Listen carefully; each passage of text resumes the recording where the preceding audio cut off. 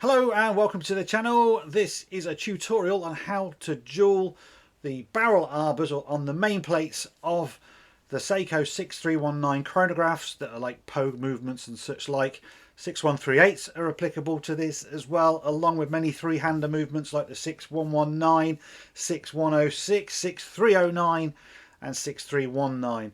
6309 is a pretty common movement out there and it's susceptible to the same thing. So old vintage turtles, vintage pogues, what happens is you have a steel barrel arbor and it just goes into the main plate, and the main plate's made out of brass essentially, so the steel is harder than the brass, and over 30-40 years basically ovals out the hole and it gives poor running of the watch. It's a very common thing if you work on Seikos that you will see.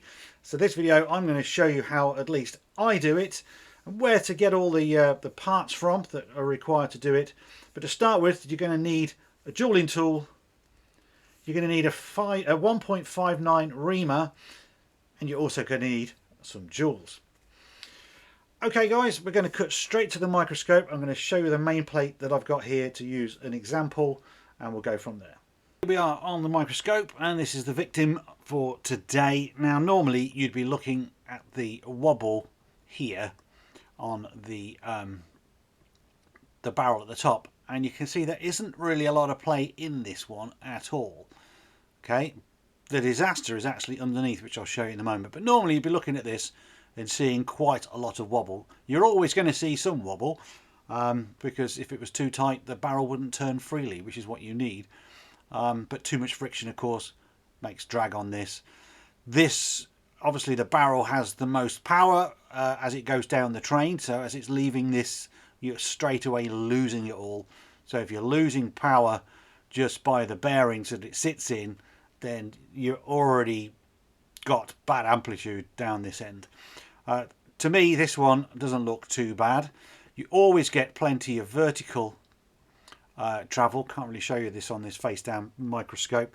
Obviously once a mainspring goes under tension, this sits a lot firmer in its position.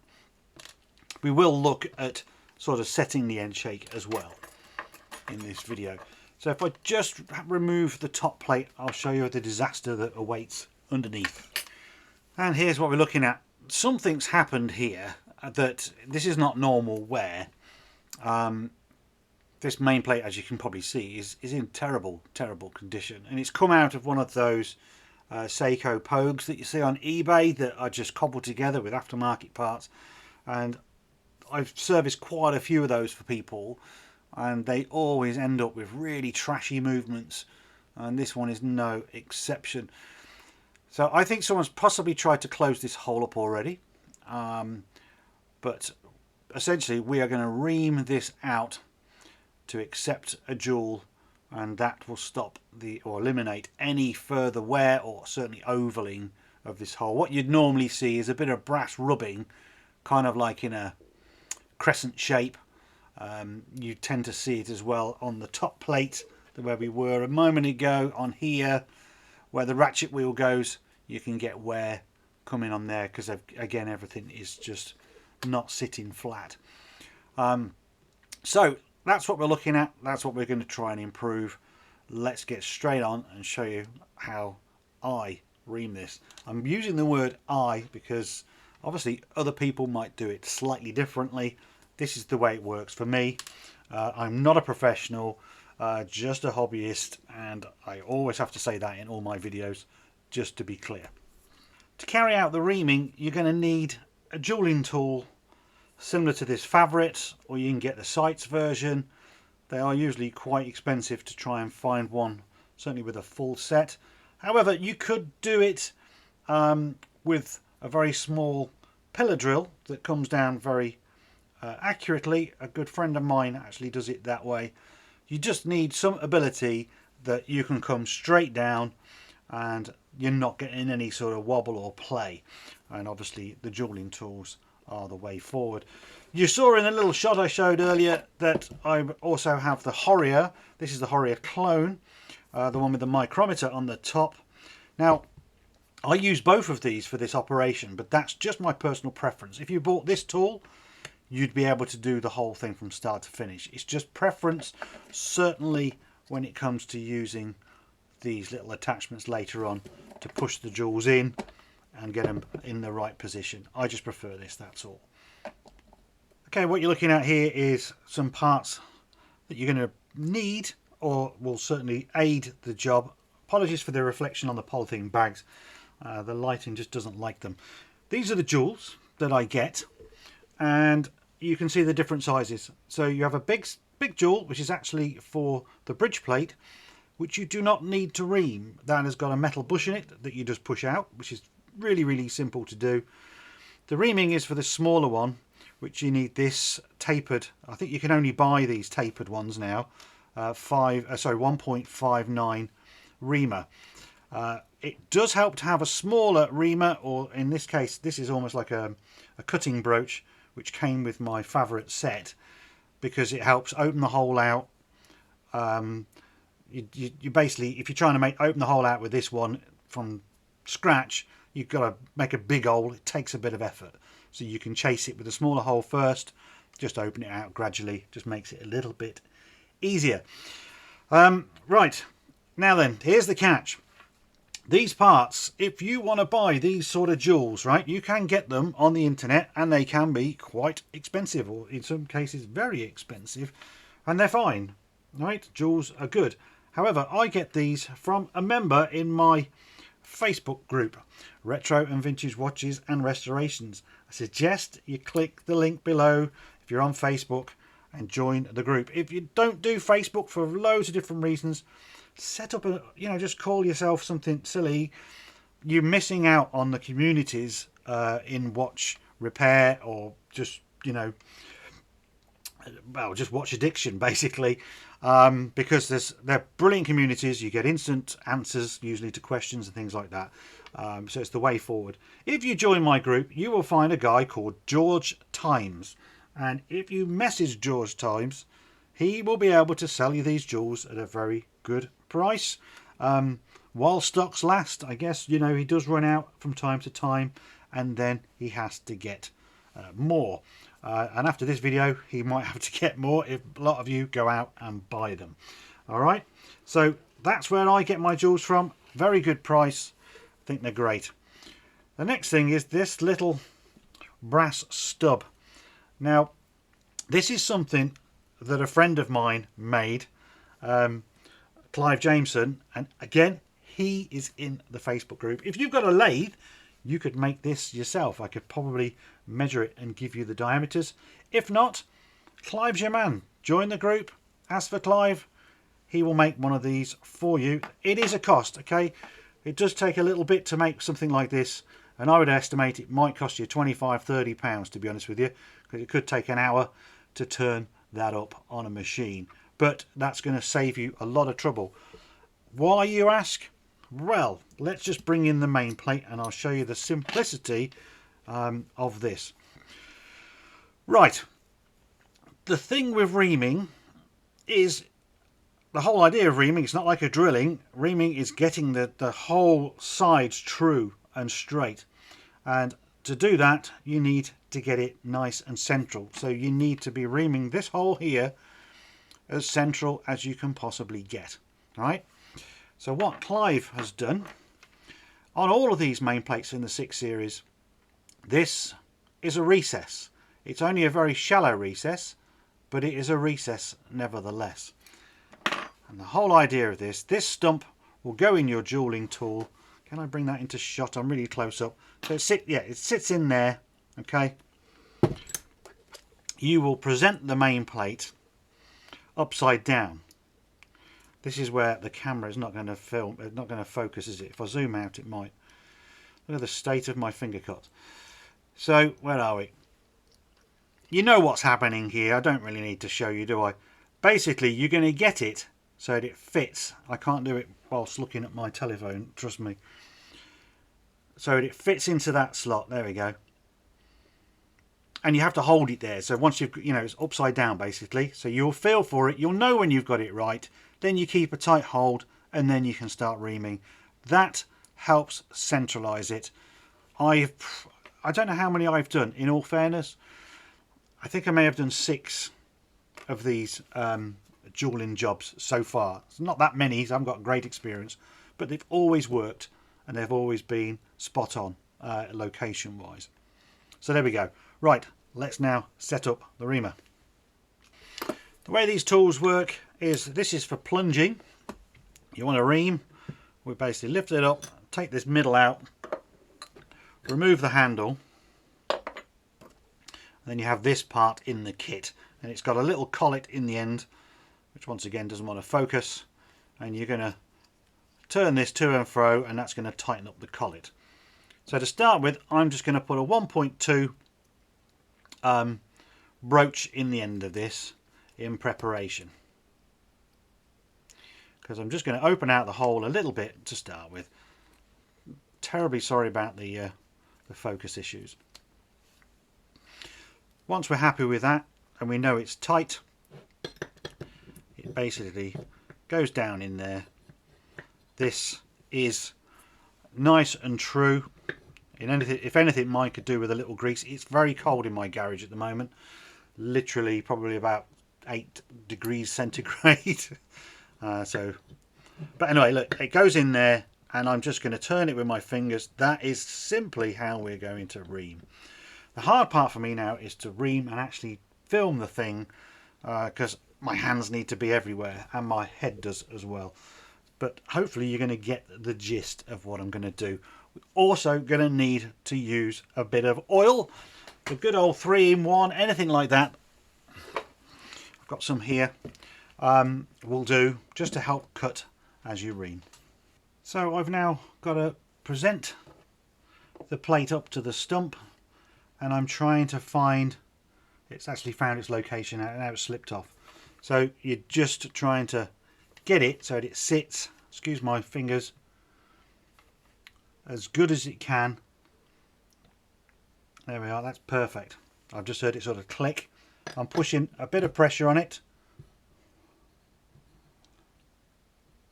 I've put a little bit of oil down the hole already, and we can see that this 1.2 cutting brooch makes absolutely light work of where we are. So, and then if anything, that's too small. But I'm going to go straight in, get the big reamer now, and carry on and do the same thing. So again, I'm just looking for that sweet spot. I don't want it tilted. I want it to be sitting as good as I can. And I'm really hampered by everything now. I can't really see with my glasses.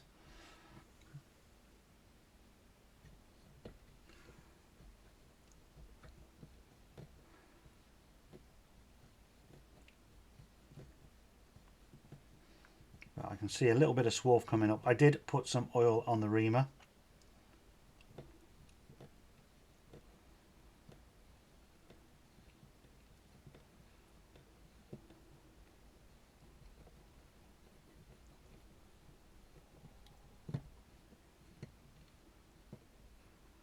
Now I'll have to hope is that that is all on film. So the hole is essentially reamed. But I'm so hampered I can't pull it out without having a closer look, which means moving the camera. Hopefully you get the gist. I'll now remove the reamer. That's the hard part of this job essentially done. The next job is to deburr the hole that you've just created. So you'll now see, apart from a bit of swarf that hasn't cleaned up, there will be a burr, and you need to remove that so you can push the jewel in. Now you can buy little ball nose cutters that will fit your regular reaming tool that I've just used. I haven't got one of those, but I've got a staking set, a really good staking set, and it has a stake like this, which I've been using just to deburr the holes. And I can do this just by hand. With no, you don't really need to be that accurate. So I'm just going to put it on my staking set, and then for me, I'm literally just using my fingers, and that'll just put a little bevel or little chamfer into that hole, enough to help the jewel locate. And you don't want anything sitting up basically, after all the barrel is going in there, and it might foul on the burr, mightn't it? So once you've deburred, the next bit, obviously clean it down, because then we've got to fit the jewel. Back on the microscope quickly, just thought you might want to actually see the hole now. So you can see it's tidied it up. You can see the sort of chamfer I've just put on there for deburring. Good way to also check that your deburring is correct is to just wipe something across it. You will know if there's a burr because you'll feel it. I don't feel anything. This here is a dent that was still there from all of that damage from earlier on. It is not interfering in any way, shape or form to the hole. But you can see the sort of size of hole that we've had to make. Well, it's 1.59 millimeters, let's face it. So now, like I say, we've just got to push a jewel into position. Next up, this is the tool I'm going to use. It will complicate things for some of you if you're trying to follow along, because you won't be lucky enough to have both tools. This is the Chinese Horrier tool. I think these are about 50, 60 pounds, I think. Well worth spending the money on. I've heard people have ones that aren't straight, but mine is perfect, and a lot of people I know that have bought these have found them to be pretty good as well. We have to choose the right sort of pusher. These things, you know, like this, so they have a little springy bit on the top, and the diameters at the top here are all different sizes. And essentially, for the main plate hole, we want a plunger or a pusher, whatever you call these, not anvils, that's just slightly bigger than the hole, and that's how we're going to potentially set the end shake, because it should be just, the jewel should be just flat to the main plate. Yes, you could have a minor adjustment of 0.005 millimeters or whatever you might want, and yes, you can tighten that up should you wish nearer the end. I've tended to just put them flat on the bottom here and on the bridge plate, and it's been perfectly good enough for the job. So like I say, just choose one that's slightly bigger than a hole, not too big, because you still need to see a bit of the jewel to help push it in. Okay, apologies if the camera shots are a bit iffy. I am literally doing all this on the fly, and trust me, it's not the easiest thing that I've ever had to film. I like to put a little bit of oil in the hole, and I'm just using a bit of Mobius 1400 or D5.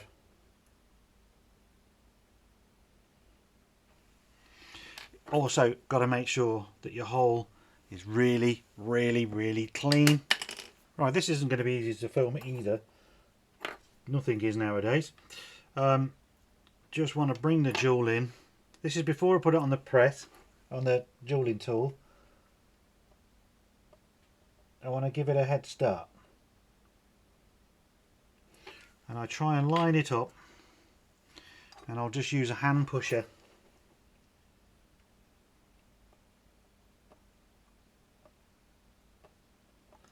And I'll get it so it's looking square all round. I can't tell from here. I really need to put my eye next to it. But I think you understand. So I'm not trying to push it in with this.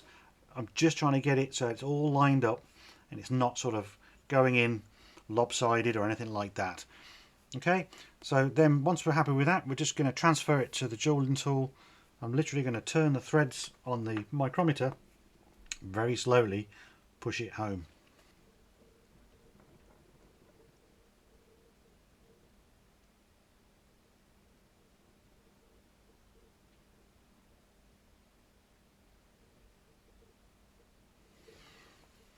This is where it could quite easily go wrong. If it's not in that square, it might break. And believe you me, filming this is sort of heart in the mouth stuff really, because I'm not doing it how I'd like to do it.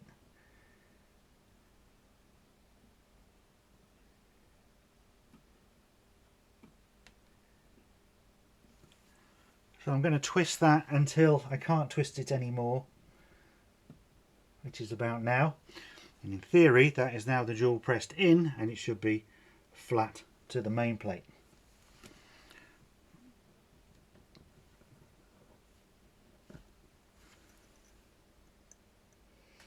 And all I can see at the moment is a lot of oil. Do the same trick again, in the sense that you could rub your bit of pegwood across the top of that and you'll see if it's higher than you'd like, and then again just back on the tool to adjust. Back on the microscope and you can see the work done there. The light's playing havoc. I'm just trying to show you how sort of flat it is, and equally that it isn't cracked. It does look a little bit discoloured in places, but I think that's just reflection, in all honesty. Certainly with the sort of, you know, the chamfer I put on. But yeah, so it's not cracked, it's sitting nice and flat. Again, you just use a piece of wood, not catching it anywhere at all. Won't worry about it getting too dirty because it's all got to go through the wash. You wouldn't rebuild the movement after you've jeweled it without cleaning it first.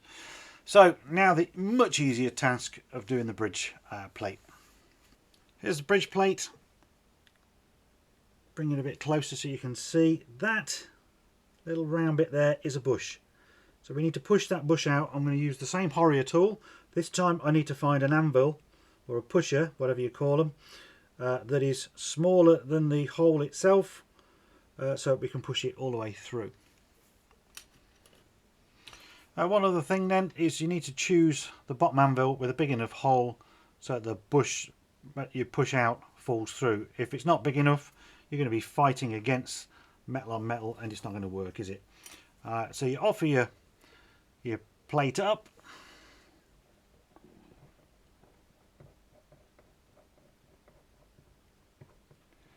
We're going to get it lined up, which again is quite difficult for me to see.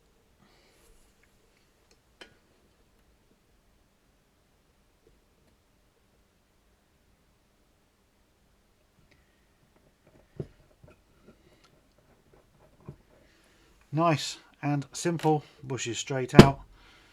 It's stuck in there somewhere, but we'll get it out in a moment. Now we're going to do is, like we've just done, push the new jewel in, having the same principle. So I'm going to change the end to a bigger one, so it's going to sit it flush with the bottom face of this plate. Don't try and do it with the top, because that's the bit that's in fresh air. So here we go again. I've centered it with my hand pushing tool and I put a little bit of oil on it, and now it's just a case of pushing it flat to the top plate.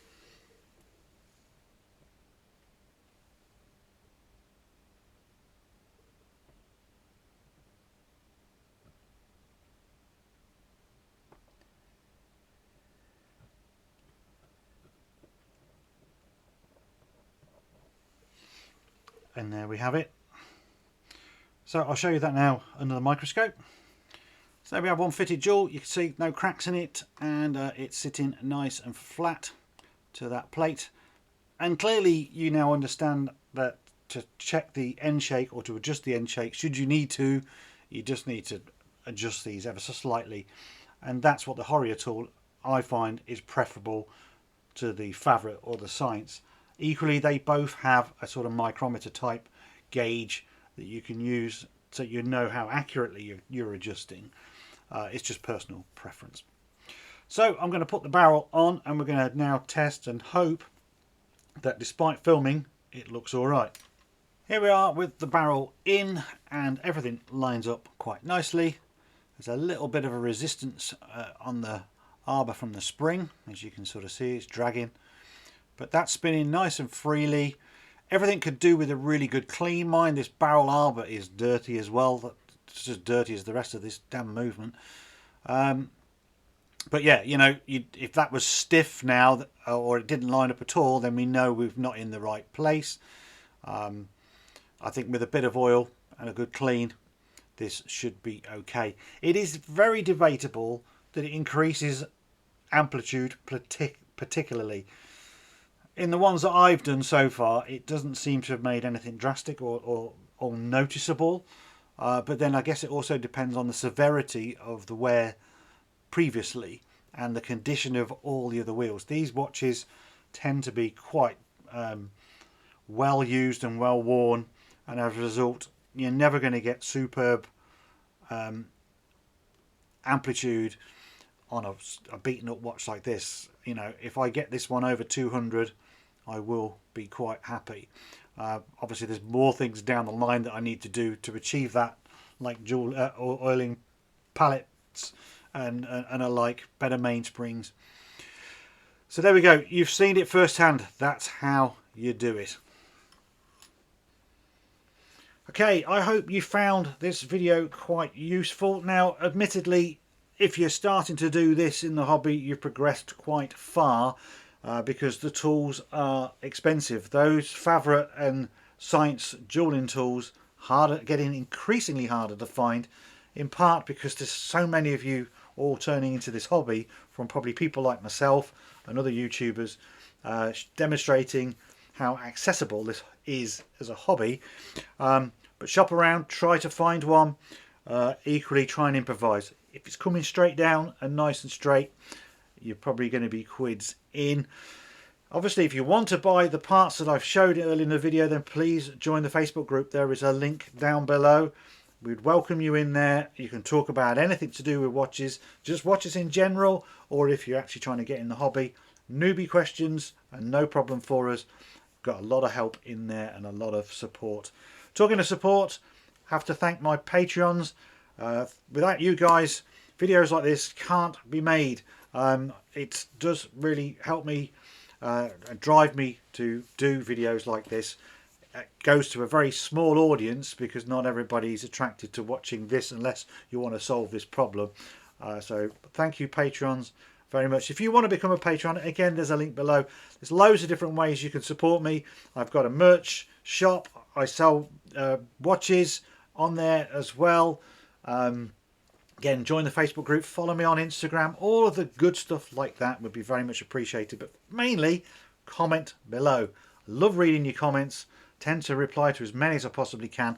I'd be interested to know what you thought of my method, whether you thought it was right. If you guys do this yourself, am I doing something different to what you are?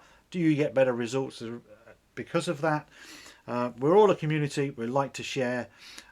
So share away in the comments and let me know. If you're new, consider subscribing. There'll be more videos like this coming very soon. Thanks very much, and I'll see you in the next one, or I'll see you actually in the Facebook group. How about that? Go and join me in there. Go on. If you're still watching, click one of these videos. It'll take you to something else that you might not have seen before that might catch your eye. So go on, click one of those now. See you later.